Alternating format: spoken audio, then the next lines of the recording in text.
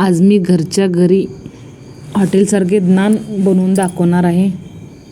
विकत आणायची गरज नाही. तुम्ही बघू शकता कशा प्रकारे मी केले. त्याच्यासाठी साहित्य दाखवणार आहे. 1 वाटी मैदा, 1 वाटी गव्हाचं पीठ,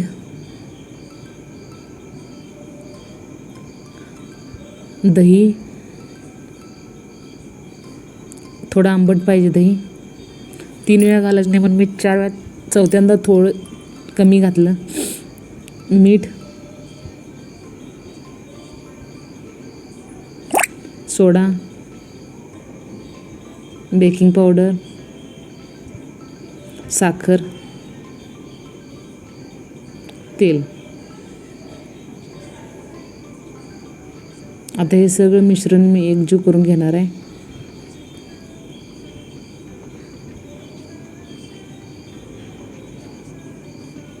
दोन्ही हातांनी चोळलं तरी पण चालतं, कारण त्यातलं पूर्ण पीठ मिक्स होतं ह्या दोन्ही हातांनी चोळल्यामुळं.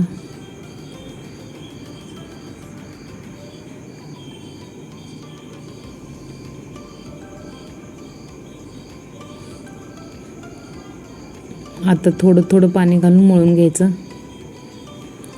लई घट्ट पण करायचं नाही, लई पातळ पण करायचं नाही.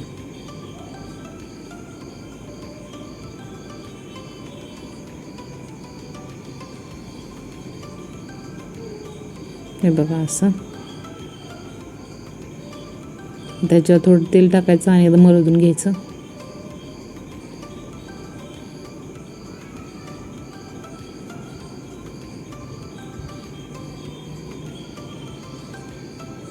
हे बघा. आता एक 15-20 मिनटं भिजत ठेवायचं. 15-20 मिनटं झालेले आहेत. मी नानसाठी गोळा घेतला आहे. छोटा गोळा घ्यायचा. जशी भाकरी आपली जाड असते तेवढंच जाड ठेवायचे साईज त्याची. दिवाळीत आपण कानुल्याचं पान जसं लाटतो तसा आकार द्यायचा नानला, लांबडका.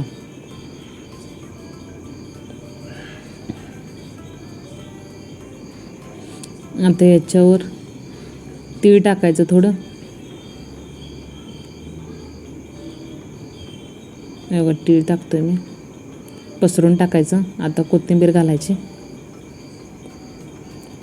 आणि ह्याच्यावरती आणि लाटायचं.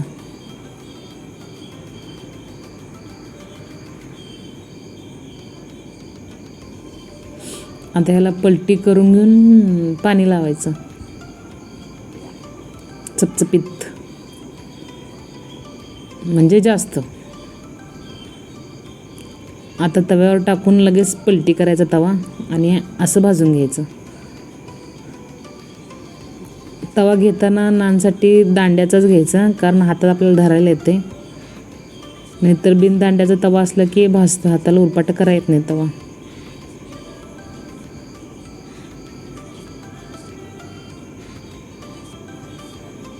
हे बघा कसं फोड आलेत त्याला.